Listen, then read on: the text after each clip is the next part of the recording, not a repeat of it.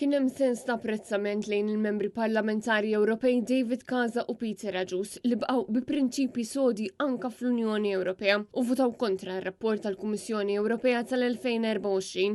Dan intqal fi stqarrija mill-Life Network Foundation li spjegat kif minkejja li r-rapport preżentat lill membri parlamentari Ewropej indirizza diversi kwistjonijiet importanti. Dan kien inkludi wkoll klawżola inkwetanti dwar l-abort u kif dan għandu jkun dritt fundamentali fl-istati kollha membri tal-Unjoni Ewropea.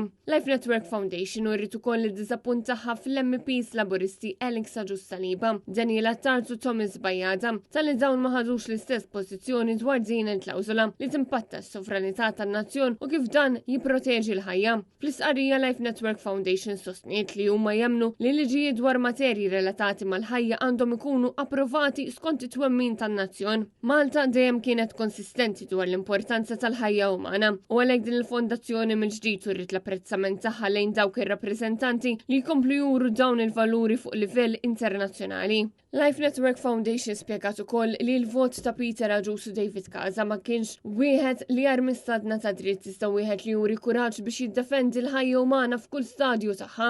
Huma semmew billi appellaw lil dawk kollha li japprovaw il-liġijiet kemm lokali kif ukoll internazzjonali biex jiddefendu l-identità nazzjonali u l-għażla demokratika, speċjalment fuq kwistjonijiet li għandhom x'jaqsmu mal-ħajja umana.